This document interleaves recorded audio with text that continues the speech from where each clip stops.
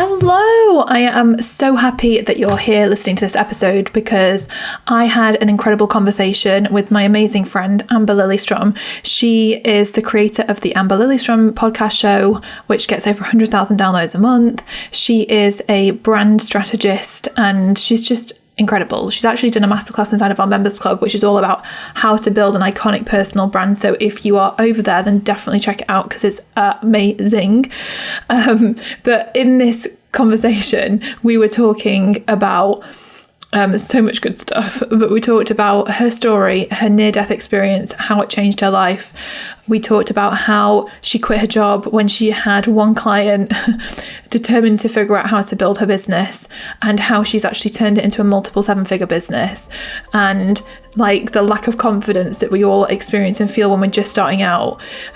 She also shared her 4-part framework for building a personal brand, and we also talk about some woo stuff and manifesting. And so much goodness in this episode. I'm so excited for you to listen to it because I think it's going to really, really inspire and empower you. So enjoy. You are watching the She Means Business show with me, Carrie Green. I'm the founder of the Female Entrepreneur Association and the author of the best-selling book, She Means Business. And every single week, I'm going to be talking with you about how you can turn your ideas into a wildly successful business and actually live the life of your dreams. You can do this, and I'm so excited to show you how. So let's get started.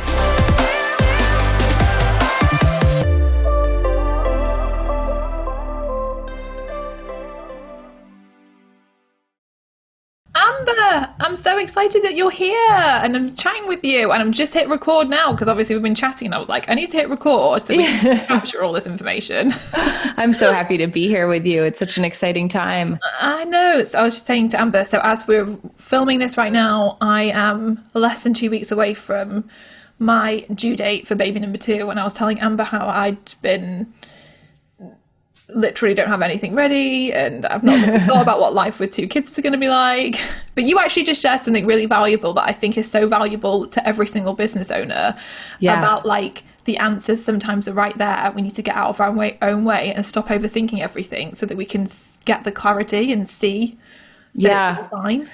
I think it's a shift in focus, right? So we can focus on all of the things we don't have packed in the hospital bag and the room not being ready. We can obsess and focus on what we don't have all set.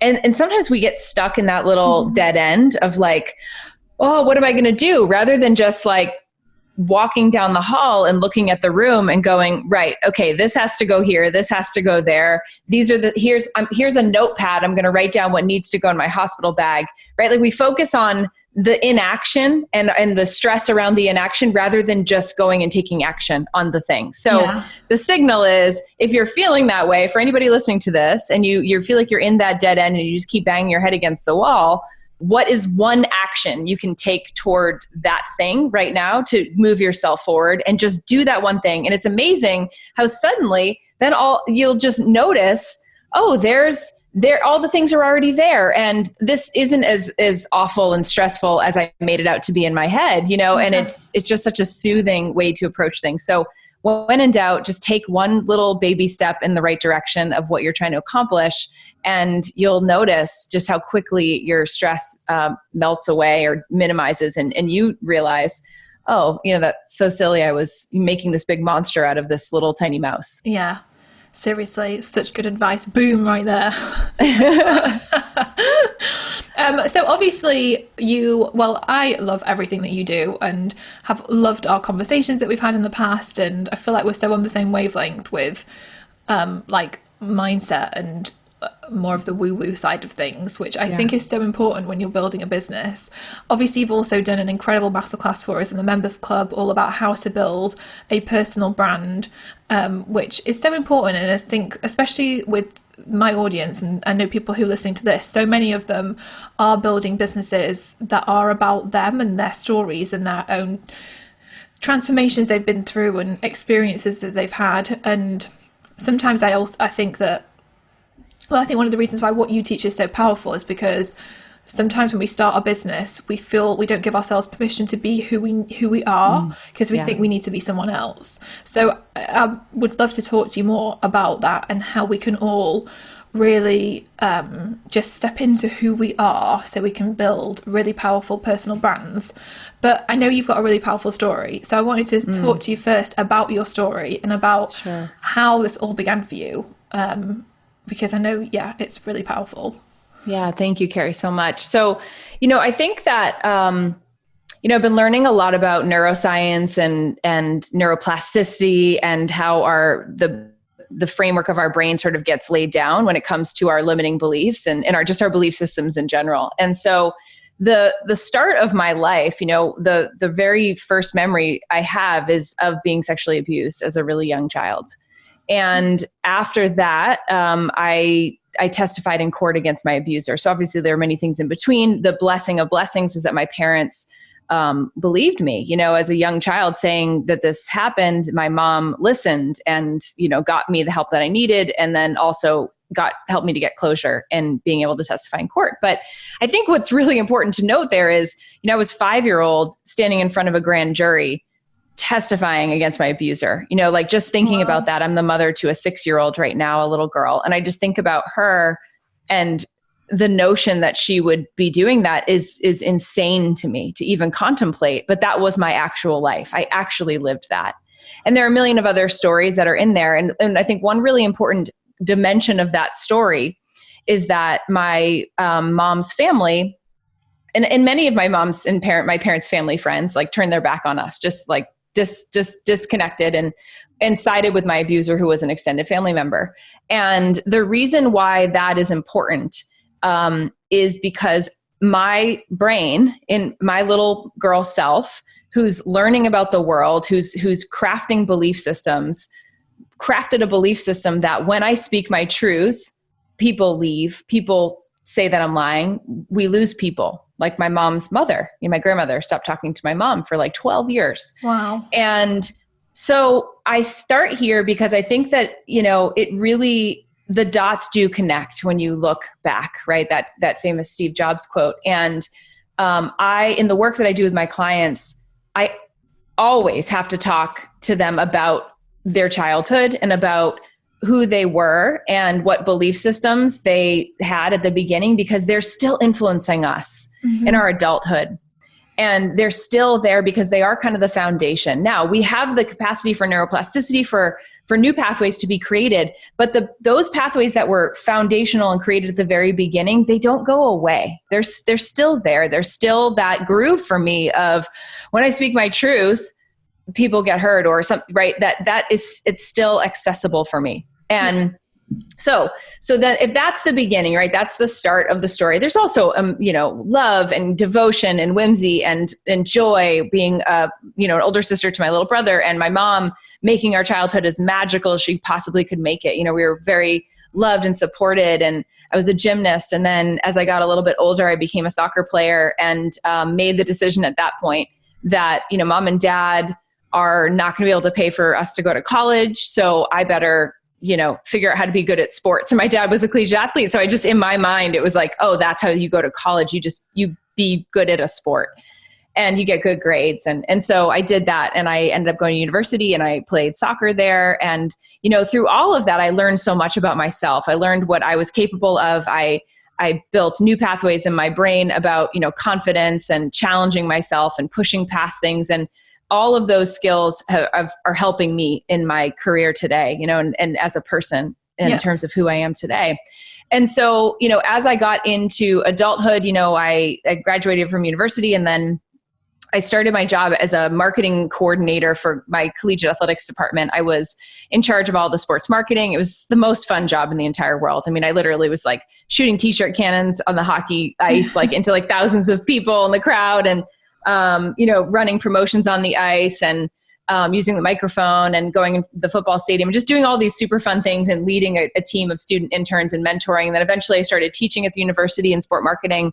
And I got promoted every 2 years in that job. And I learned so much. I learned corporate sales. I learned marketing. I learned understand branding, definitely human psychology, why people are the way they are, working with the interdynamics of a corporation and a university and all those things. And so I really, cut my teeth there and got my education at the university for my whole career. I was at UNH for 14 years, the University of New Hampshire. And so then when I was pregnant in 2013 with our first child, our only child at this point, I was starting to like really realize that my dream, and I didn't say this yet, but I had a dream from a really young age to share my story, of what I had overcome, to write books, to speak. I just had this vision of like, I'm supposed to do this in my life. And it didn't make sense. And I was super afraid of it. I was like, I'm just going to do the marketing thing. Like, that is so weird. That doesn't make sense. Like, how the heck would I even do any of that? I had no idea, but I knew that I wanted more freedom. I was working crazy hours, nights and weekends with all the events and things. I mean, I was producing 100 events a year, outside of regular working hours. And so it was just nuts. And now I'm pregnant, and you know what it feels like to be super pregnant and trying to do all the things. And at this point, I'm going to work and having to put the dress pants and the heels on and like do the job thing. And I just knew something had to change, but I didn't know how, and I didn't know exactly what. And so then on the actual day that my daughter was born, it was the day before my due date, I went into labor. Carrie, I was so disconnected, in so many ways, because I was just trained to function the way that I was supposed to function in order to accomplish the task and to please my bosses, to get the gold star. Like, I was just really good at my job and being a rock star for everybody in my department. And it's the morning of, and I wake up and I'm just like, oh, I feel so sick. Like, I just felt so sick to my stomach, and I tried to eat breakfast and I just felt terrible. And so I texted my sister-in-law, who's an ER nurse, and I said, man, I am having the worst cramps. Like, I feel so bad, and she's like, well, how far apart are these cramps, Amber? And I'm like, oh, I don't know. Like, it's like every 5 minutes or something. I just feel awful. And she's like, great. So you're in labor, you're having a baby. And I think the reason why it's like funny to me and kind of insane all at once is because, and I know that you will get this, Carrie, up until that point in my life, I was literally training to override pain, like emotional pain, physical pain. I didn't even know that I was in labor. Now, yes, I was a brand new mom, but I mean, you've been in labor, you know what that feels like. It was crazy. And I was just like, oh, this is so bad. And I'm emailing my boss saying like, I'm feeling a little off this morning, but I'll be in by noon. Oh my gosh. Oh my God. And so then I call my doctor. My sister-in-law says, you should call your doctor. And she's like, at this point, I can like hardly talk. I'm talking to her on the phone. I'm like, I'm just packing my bag. My bag wasn't all the way packed either. I was in denial. I thought that I was I like made this whole story up. I'm going to be late, like I'm not going to have, it's the day before my due date and I'm in full on labor. She's like, you sound like you're not okay. So can you get in the car and can you have someone drive you? Like, have someone drive you to the hospital. And I'm home alone. Ben was a police officer at the time, my husband, and he's at work. And so I look out the window and I realize none of the good neighbors are home. It's just the weird ones. Cause it's like, like 8 a.m. or something. And I just said, yep, I'll have my neighbor drive me. And I hang up the phone and I limp my little self down the stairs and I get in the car, and you better believe who drives herself to the hospital while in labor. Yeah. Cause that was me back then. Right. So I get to the hospital and I'm in full labor, and I'm, I called Ben on the way, and I was like, let's just check to make sure before you call my boss. Literally. Like, that's what I said to him. He's like, okay, honey. So then he comes to the hospital. He like leaves work. He comes and at this point they're like, you're 6 centimeters dilated. Like you are in labor. Like, the baby's coming. I'm like, okay, you can call my boss now and tell her I'm not coming into work. So then that's just the beginning of it. But I ended up, pushing for like almost 4 hours. And then the baby's heart rate was high and I had a fever. My body wasn't doing great. And yet I couldn't feel any of that because I was so trained to just like move through pain, to push through what feels hard. And they bring me in for an emergency C-section at this point. And within just a few moments, as they laid me down on the table after they got the block in and all of that from the anesthesiologist, I started to notice that I couldn't breathe. Like, it was, my lung volume was getting shorter and shorter and shorter. And I hear my surgeon, who's standing up on my left hip, and she says to the anesthesiologist who's behind me, what can I do to help? And I'm thinking like, that doesn't compute. Like, why is the surgeon asking him when she's in charge what she can do to help, right? Like, I think we're having a problem here. Yeah. And I'm realizing now that I can't breathe, and I start to black out. And then I literally did black out. And I was in this now space between, motherhood. And what I'm realizing sort of like in that moment is this, like, am I going to die? Like, what? I never pictured this. And I felt like this extreme sense of just rage and frustration. And also simultaneously, not just about not getting to be a mom, I felt this wave of just devastation, Carrie, because the reality was I knew what I wanted to be doing with my life and I wasn't doing it. Yeah. Flat out wasn't doing it. And so the blessing in that space was that cloud of rage and frustration and anger started to lift. And I literally had an out of body experience. I saw my husband in the room waiting for them to come get him. I saw my parents in the waiting room. I saw myself.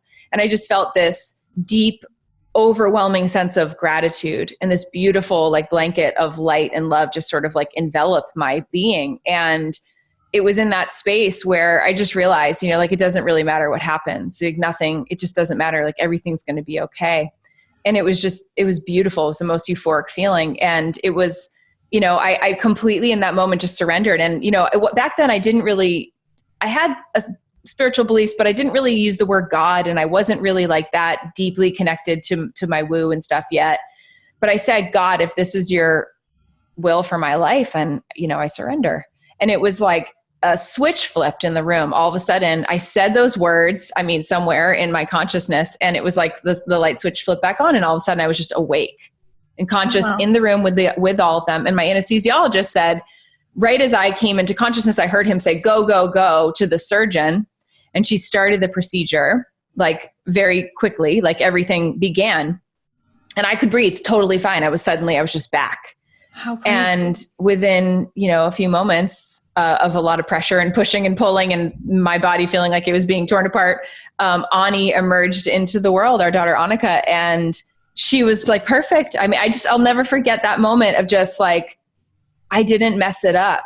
Like I couldn't mess her up. Like I had put so much pressure on myself all of my life. And I had this like deep fear, like I was going to somehow do something wrong, Yeah. And she emerged and like, she had all of her fingers and she had her toes and she had all this hair, and she just screamed herself into the world.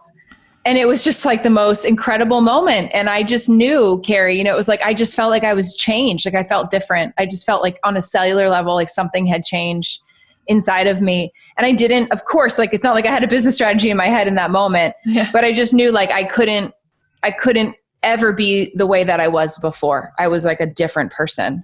Yeah.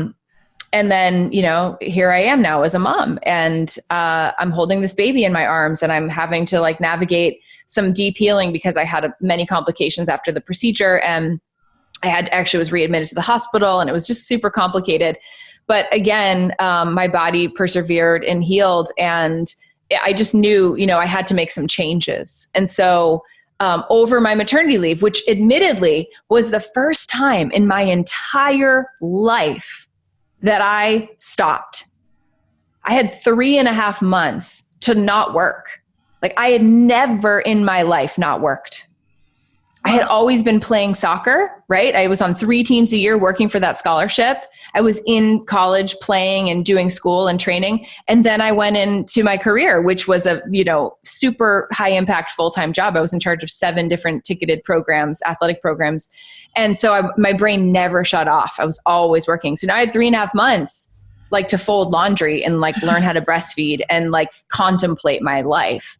And when it was time to go back to work, I didn't want to go back. And when I got back, I felt like an alien. Like I felt like I didn't belong there. I felt like everything that was like such a big deal before, like just really didn't mean that much anymore. I was like, I don't feel right here. And, I started doing journaling and reading books and like immersing myself. And a couple of months later, I enrolled in B school, and I took that program. And I didn't finish it, but I got into it, and I started just seeing a different way, seeing all these entrepreneurs, like seeing people doing life in a different way. And I launched my little business. I called it Brand Love Coaching. And I didn't want to like claim my name yet because I was too afraid, especially like worrying about what my corporate colleagues would think of me and what does she think she's doing and all this. And I launched this little business, and I started doing like free coaching sessions for people, just helping them with like brand audits and giving them inspiration and ideas and doing some mindset coaching with them. And I got my first client, and I remember it was a Thursday night in April of 2014. And the following Monday, I gave my notice because this client said yes. And I thought, well, okay, if I can welcome in one client while like working full time and being a new mom and all these things, like, can you imagine if I have all of those hours I'm contributing to my job to like put into my business and like actually like have the time to be happy and with my baby and like actually feeling happy and fulfilled and having spaciousness in my life, like slow mornings, which was the thing I craved the most. Like, what could I create? You know, like, look what I've created over this 10-year career over here. And I just realized like I was ready. And so I gave my notice, which seems kind of crazy when I look back on that. Like I literally had one client for $650 a month for 3 months. That's like all I had. But I was like, I'm going to get more. And so I did. And now it's been 6 years of this business, and it's a, you know, multiple 7-figure business. And it's like it's such a miracle, but it's also like, of course, you know, because this is what I was supposed to be doing. This was always what I was supposed to be doing. And I finally, you know, got the Mack truck moment to like lay me down on the table so that I would freaking listen and start taking the actions to lead to creating this business that supports my life and has, you know, of course, impacted and helped so many people all over the world at this point. Yeah. Your story is so amazing. I had goosebumps when you were telling that story. It's incredible, and I'm so happy that you are doing what you're meant to be doing and that you've made it such a huge success. And I also love the fact that it goes to show like what is possible, and the fact that we can all take our like what is in our deepest self, what is in our hearts to share and speak up and create not only so much impact but also a life that we dream, like we love, a life we love that gives us the ability to have the money coming in and the happiness, the freedom, the joy.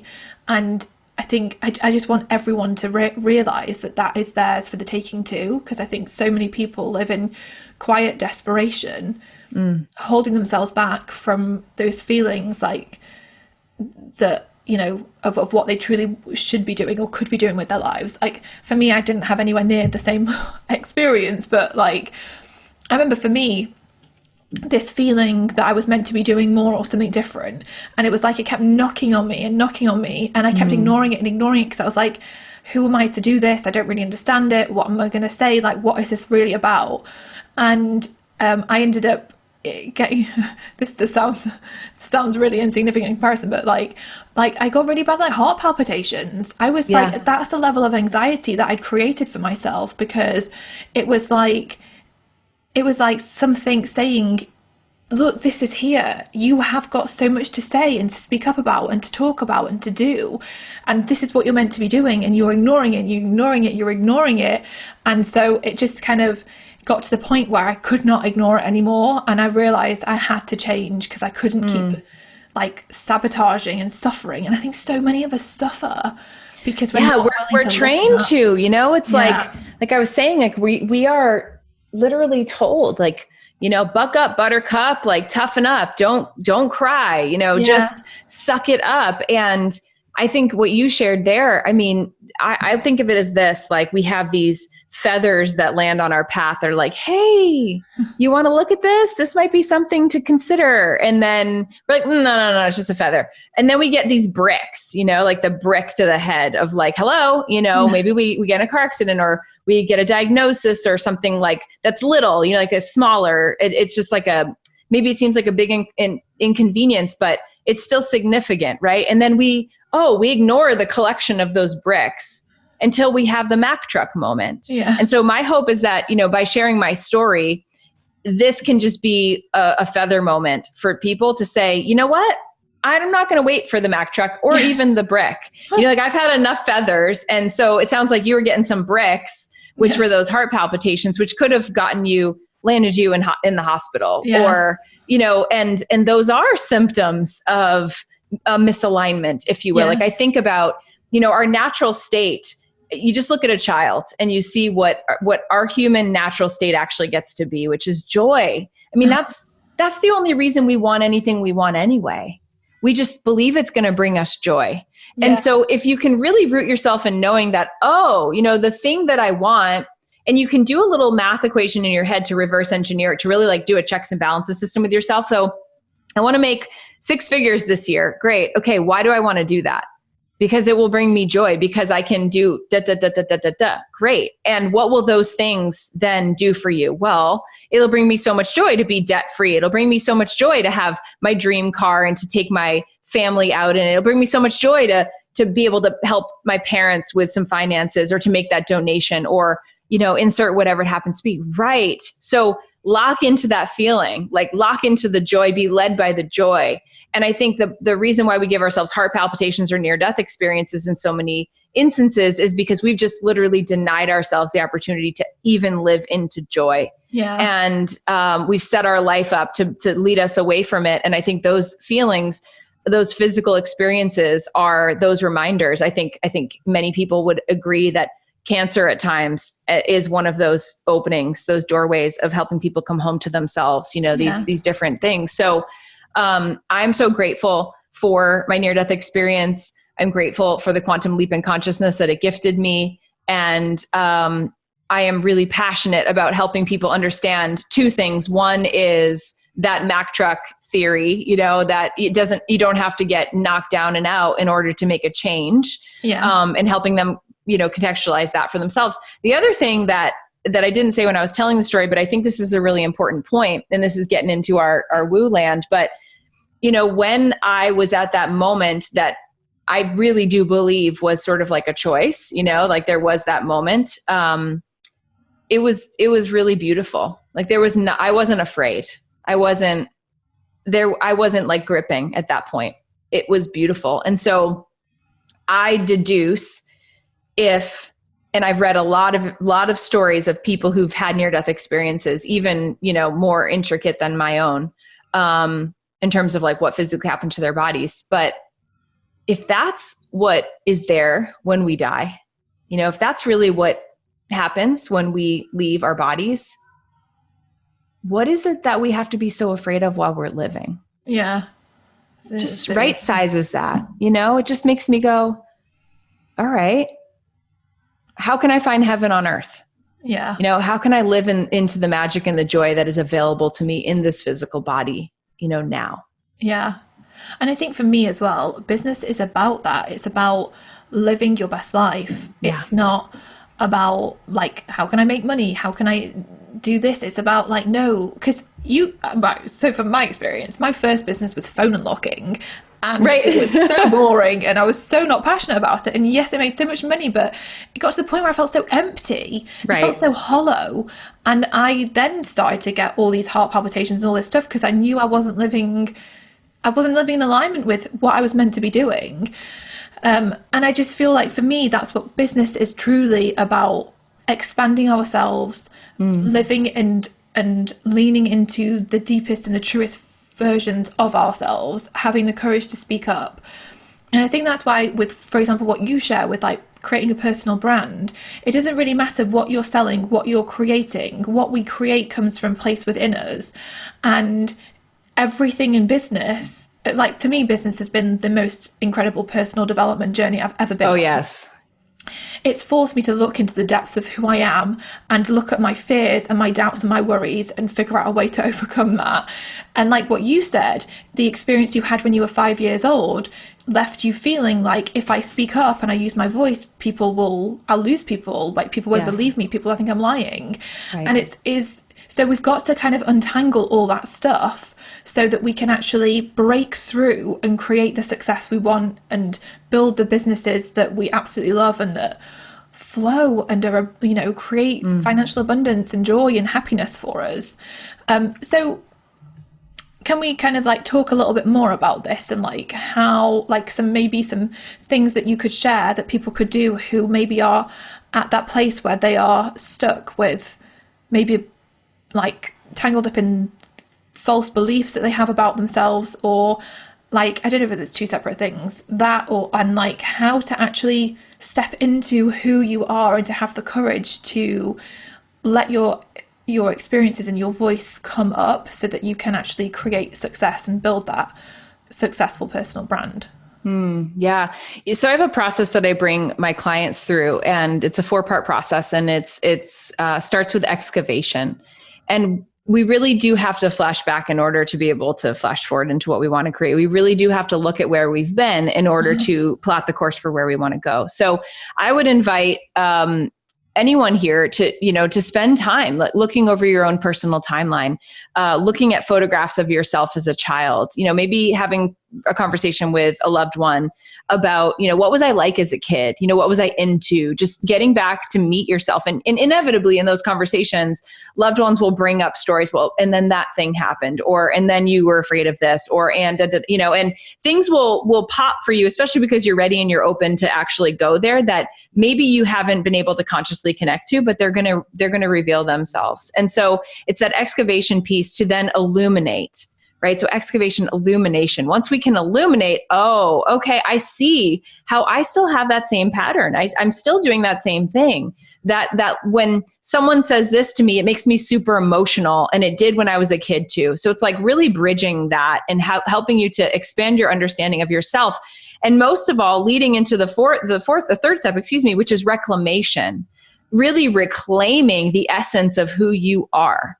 And reconnecting to that part of you, and frankly, like seeing how this is the funny part, Carrie, too, right? And I know, because I know your story, that what we do now, like when you're really living into the thing you actually want to do, when you look back, you'll see, oh, I was literally training for this.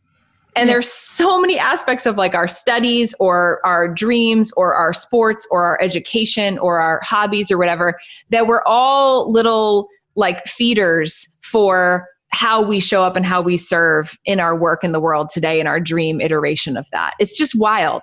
And it really does become like this reclamation process to be like, oh, little Amber wanted to be a pop star. Like I wanted to be a singer, and I wanted to like share my voice. And now I do speaking on stage, and I like at my live event, my Ignite Your Soul Summit, like we dance and we move, and there's a lot of like awesome, like loud beats, and we just have like the best time. And so I kind of feel like I'm sort of like a personal development pop star, getting to do that. And it's really funny to look back on that and go, look at me, like just creating my business and my life the way that I always wanted to, and just learning how to be more confident in that, and learning how to trust myself more. But also, see, this is the nuance, understanding why that's hard for me. Because there are parts of my story that would make it a lot of sense that it was hard for me to trust myself. But that's the muscle that I'm building, that reclamation. And we really kind of stay in that this loop of like reclamation, and then that's the true, after that is liberation. So then you're really free. And we just continue to go through that loop. I think personal development is very much like a spiral that we continue to go up, and then each time it's like a higher level of consciousness and awareness. And do you have that experience, Carrie, where you're like, oh my God, why am I going through this same thing again? Like, didn't I figure this out yet? Like, why am I still struggling with this thing? But because of the way the evolutionary process works, and I really believe we're all here on our own personal evolution projects, the next phase up, it might feel the same, might have the same flavor of pain, it might the same kind of discomfort, but now you're at a higher vantage point. And so when you look at it, you're able to kind of move through it a little bit more quickly and with a little bit more grace than you were previously because of the learning that you just did. Yeah, so true. And I love that you wanted to be a pop star. I wanted to be an actress. I cannot act to save my life. And I even went to acting school, and I think it was just like, now looking back, obviously I don't act, but I think it was this desire to want to show up in the biggest way. And I think it's because growing up, the only like role models you would see, because social media didn't exist, were the people on the magazine covers, and they were all like actors, and I felt like they were the people living their biggest, best lives, which actually probably behind the scenes is not the case. But it made me think, I want to create success. I want to live my biggest life. It's really interesting how then it comes about now doing what I'm doing and being on videos and like making these little videos. You're the star of the show there, sister. Well, But yeah, it's really interesting how it all comes about. And I also think that, like, for me, one of the biggest things that helped along my journey was the realization, and you just said it really, is I realized that my purpose in life was just to figure out how I could live with joy and happiness and live my best life, and how I could create expansion for myself. And it wasn't about necessarily having one thing that I was called to do, because that's what I was so hung up on. I would go to, like, watch a ballet, and I would see the performers, and I'd be like, oh, but they just have this calling in life. They're just so good at what they're doing. And I would look at people and think, like, for example, people who are amazing at singing, and I'd be like, well, that's like a gift that they have, and I don't have any gifts, and I don't know what my purpose is in life. And it used to really stress me out. I think it was probably one of the biggest reasons that, like, why I just got so frustrated and so anxious.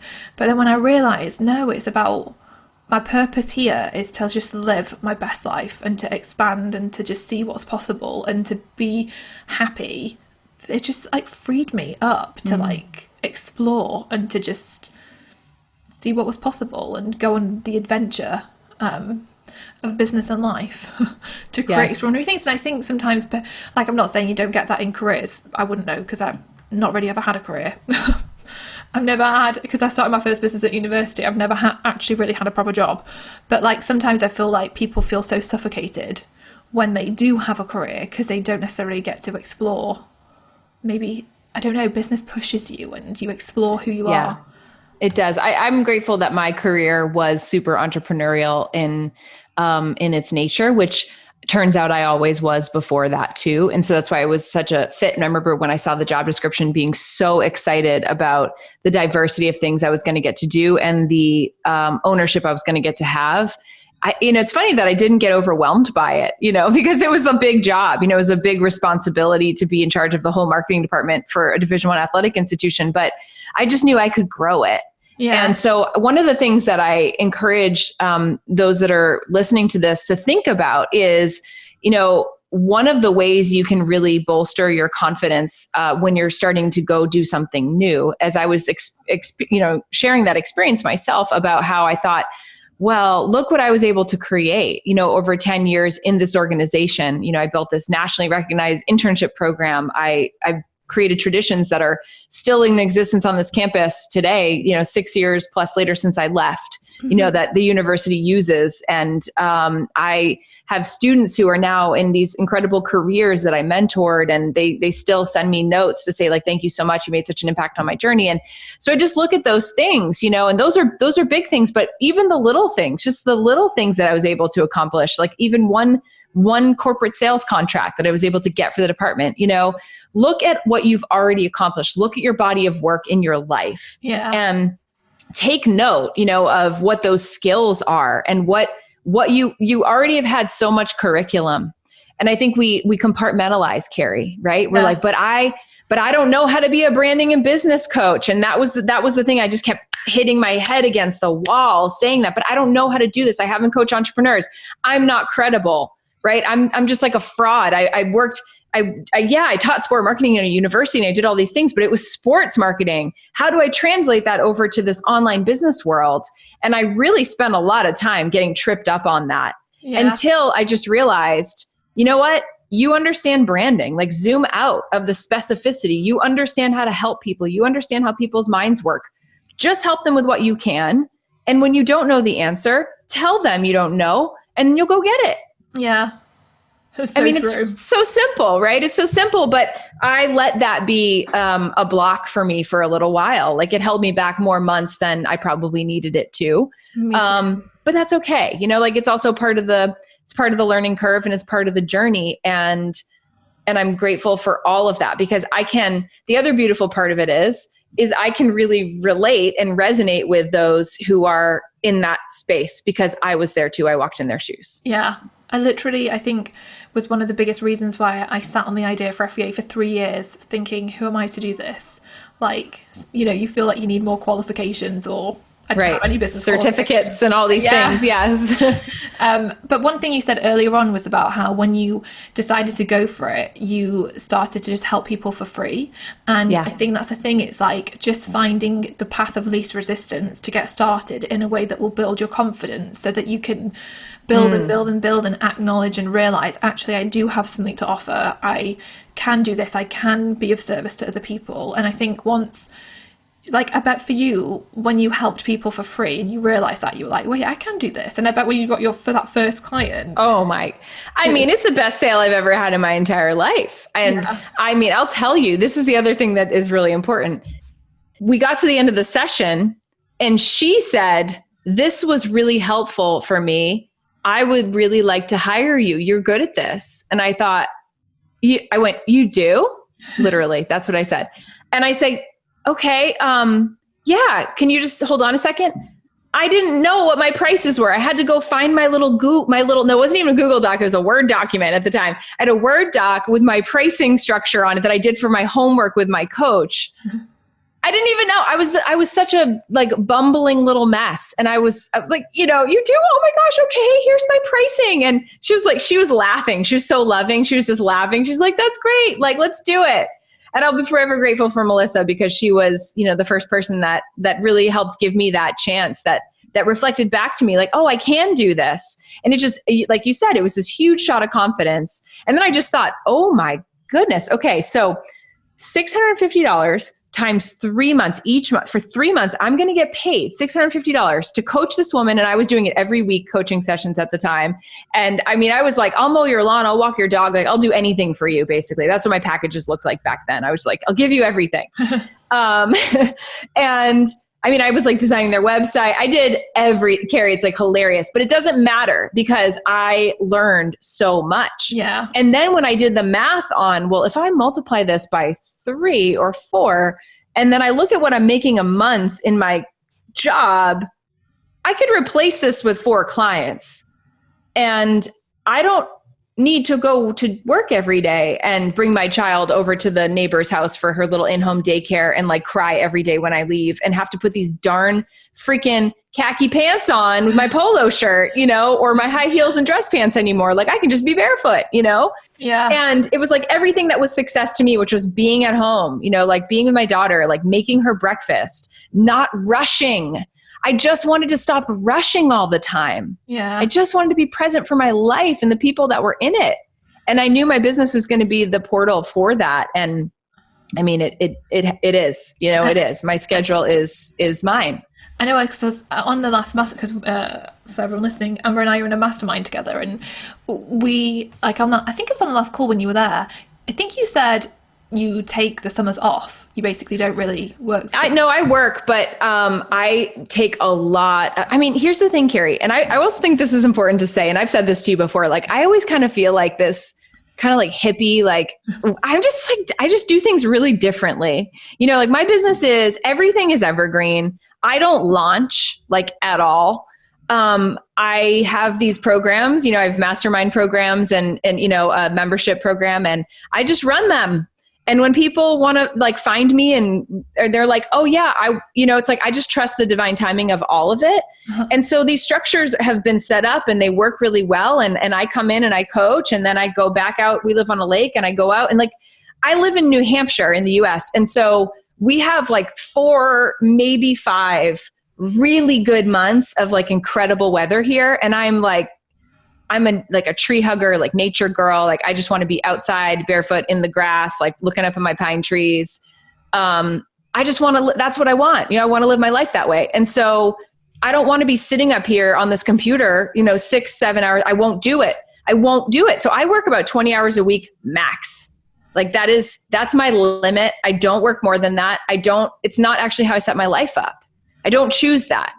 Anything more than that. And so sometimes, that'll be like, oh, we have less sales in a month because I'm not like doing all of this marketing and I'm not out there like pounding the pavement with it, but it's like, why is that bad? Like, it's just the way I chose to live my life. It's just the way I chose to do my business. And so yeah, it's like all this to say for everybody, like you can create it your way and you can be incredibly successful. Like my vision is a 7-figure business. Don't get it twisted. Yeah. But the equation is like, but only working 20 hours a week. Yeah. Max.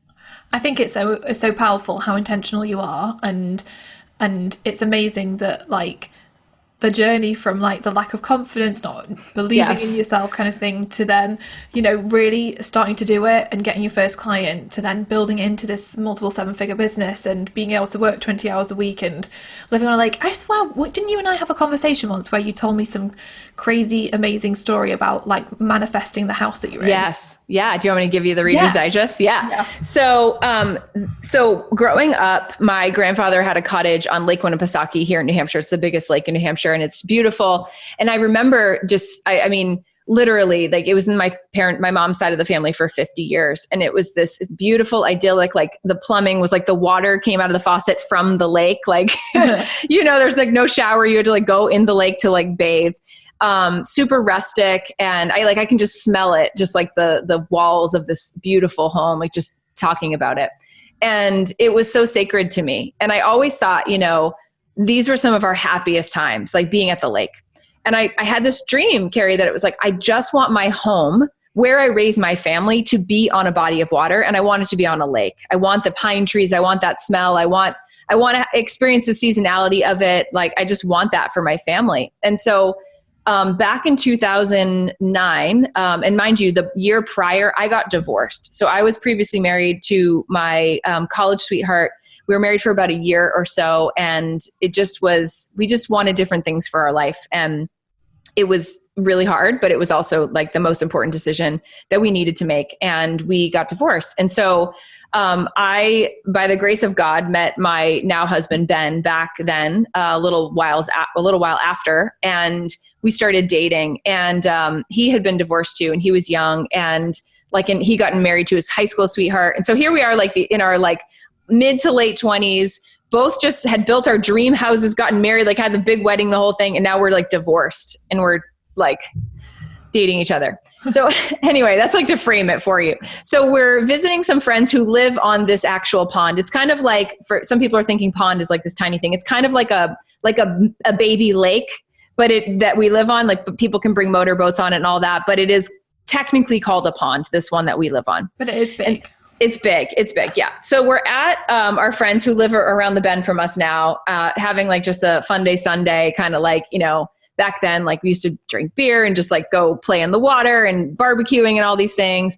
And we just decided to go for a kayak paddle. And so we paddle around the bend and across the water, and we're with Ben's best friend and then two of our friends who are partners. And we happen upon this house and we see there's a for sale sign on the tree because we're on the water side, right? And it's like this adorable, like little cottage. It has kind of like a sort of Cape Cod style to it, but it's a cottage, and the people are outside like barbecuing on the lawn. And we're, you know, Lakeview, you're always like, hey, what's up? You know, on the water, lake people. And we're like, your house is for sale. And they're like, yeah, you want a tour? And so Ben and I are like, yeah, I don't know, something in me, Carrie, like possessed me. I was like, this is my home. Like this is my house. I don't know why. I've never seen it before, but this is my house. So we pull up our little kayaks, we come up, they're like, here, have a hot dog. You know, they bring us in the house, they give us this tour. And I mean, I felt like I walked through the door of this house and like my entire body, it was like imprinted, like this is my house. I mean, it's this huge fireplace in the middle, like big, huge brick goes all the way up to the ceiling. It's like this incredible, like has post and beam and the view of the water. And I'm like, oh my God, like I almost like burst into tears. I'm like, this is where I'm supposed to live. Meanwhile, I know I can't afford this. I'm like renting an apartment with my boyfriend after being freshly divorced. Like I just spent a lot of money to get out of my old house that I bought. I have no money. I'm like, we can't buy this house. So anyway, fast forward, we fall in love. We say to each other, like, that's our house. We have no idea how this is going to happen. Life goes on. That's 2009. In 2015, I'm scrolling through my iPad in the house that my husband and I now bought. We have a baby, you know, we're like in our starter home, and I'm dream boarding because I used to do that. Do you ever do that? We like look at listings of things. I'm like in the 500,000. Like I can't afford this at this point. 2015, early in my business, only a year in. No way. But I'm like, I don't care. I'm just going to dream. I kept scrolling through and I come down the listing and guess what house is on sale on the market? And I'm like, I screamed. I screamed about like, it's our house. And I like threw the iPad at him and I was like, we can't afford it, but we're going to find a way. And so we put our house on the market at the time. The market wasn't great in 2015. It was not awesome, but we put our house on the market. We had to get a bunch of work done. Like we had two bathrooms that had a flood and no floors. Ben like laid them down. We sold the house in 9 days. Wow. We put a full price offer on this house. And we say to the people, we don't want an inspection, no contingencies. We want no reason why we can't get this house. Like we're crazy, Carrie, like literally crazy. My mother-in-law's like, what if there's a viper pit like in the basement? Like you guys are crazy. I'm like, I don't care. I've been in it. I know it's our house. We get the house. We buy the house in 2015. And I mean, it costs more than the house we were in, but because I have a business, like my own business, like I can shift my energy. I can put it in drive. I can create results. I have the capacity and the connection to the universe to be able to do that. We bought the house 2015. In 2018, this is another really important part to the story. The house was only 1,100 square feet. It was small. It had one little bedroom downstairs. My office now was our master bedroom, a living room and a kitchen that had no dishwasher. My office was a 22 square foot, like little tiny closet off of the kitchen. Like this was my house, right? So we knew we wanted to build an expansion and make like our dream bathroom and bedroom and give Ani a bedroom and all that. And so that I could have this side of the house to myself. So 2018, we only had in savings at that point, like $75,000 to do this. But I'm like, I don't care. Call the builder. We'll figure this out because I just have to get the wheels moving on things, Carrie. Like, unless I have the motivation and the fire, it's hard for me to like get going on things. I don't know. It's just how I am. I know that about myself. So the builder came, turns out he's an alumni from where I went to school. He played football. We were like there at the same time. There's like all these kindred spirit connections. He's like the perfect person. His team's incredible. We start the project. The project ended up finishing like over $300,000 later, wow. But we did it. We paid for the entire thing. We put on this incredible addition. We doubled the size of our house. I get to host retreats here now. Wow. You know, my brother and my sister-in-law got married here. Oh, wow. You know, it's just like, it's the place that my family can come and create memories. And my grandfather's cottage is no longer in the family, sadly. But now we can do that here. Yeah. And, you know, my dad comes and paddles his kayak. My dad's 75 years old. He comes and paddles every Monday cool. Goes swimming with Ani. And it's just like, it's incredible. You know, so I say that to people like that story's insane. But some of the keys, and I'll just give you these last little bits, while all those years in between, you know, as we were doing life and becoming parents and all this stuff, like living life in between, my parents live about 40 minutes down the road from where our old house was. I would drive by this house. I could see it across the water when I'd be driving. And I would always say, hi, house. And I would talk to it. And I would say, I love you, house. Like, I can't wait till the day I get to live in you. And I would like, some days when I had a little extra time in my hands, I would turn down the road and I would drive past the road. We live on like a really long dirt road, but I would drive past the dirt road and I would think that's going to be my driveway and that's going to be my mailbox. And this is going to be the road that I go for runs and walks on. And I would visualize it. And I would visualize jumping off the dock and feeling the water on my skin and like the temperature of the water and like the smell of the pine trees. I made it a really sensory experience. And all of those things, I believe, you know, help to lead to the manifestation ultimately of this house. I love stuff like that. And I totally agree with you. I think for me in my life, when I have got that clear with visualizing and experiencing something before I've actually physically experienced it, it just helps it to manifest, and it's just so powerful. Well, and our minds don't know the difference, right? So like our actual brains think it's happening. So visualize, friends, just visualize what it is. Like feel yourself in the driver's seat, feel yourself holding that baby, feel yourself, you know, making that sale, whatever it is, like be there in your mind before you are physically. Yeah. I love it. And it's so interesting because the number of really successful people I speak to where the conversation always comes back to this. And I'm like, this is no coincidence. Like we're doing this and we're getting results with it. And we're living our dream lives because we allow ourselves to dream, to visualize, to experience what we want before we've actually brought it into reality. And I think it's so powerful. I could sit and chat to you all day and talk more, but thank you so much for coming and sharing your stories and sharing your tips around personal branding. And I know you've got so much goodness as well. So where's the best place for people to connect with you and to get more and learn more from you? Yeah, the simplest way is over at amberlilyestrom.com, my website. You can listen to the podcast. Carrie's been on it. It was a great conversation. You can just look at all the blogs and things that are happening over there. And then for the day-to-day, it's Instagram for sure. I love Instagram. Please DM me. Please, friends, take a screenshot. If you're watching this, you're listening to this, please share this episode and tag both Carrie and I so we can shout you back out and share you back out into our feeds as well. Definitely do that. Also, I'll put all the links in the show notes. So if you go to femaleentrepreneurassociation.com/Amber, you will find all of the links and all the goodness and stuff there. But Amber, thank you so much. You're amazing. Thank you, Carrie. I appreciate you, sister. Thank you. And I hope you have enjoyed listening to this episode. I would love to hear your thoughts on it. So definitely leave us a comment, or like Amber said, tag us on Instagram, send a message on Instagram, connect and share how this episode has impacted you. And I really hope that it has made you realise that you've got such a powerful voice and you've got something so amazing to share. And I just want everyone to realise what's possible and for everyone to have more confidence in themselves to actually go for it. Thank you so much for listening. I will be back next week with another episode of the She Means Business show. So hopefully I will see you there. Bye everyone. I hope you loved this week's episode of the She Means Business show. If you want more help and support to build a wildly successful business, then join hundreds of thousands of women and become an FEA insider. You'll get access to some of our amazing freebies, to our bonuses, to our giveaways, to so much good stuff. Head over to femaleentrepreneurassociation.com/insider to get all of the goodness. And I will see you next week for another episode of the She Means Business show.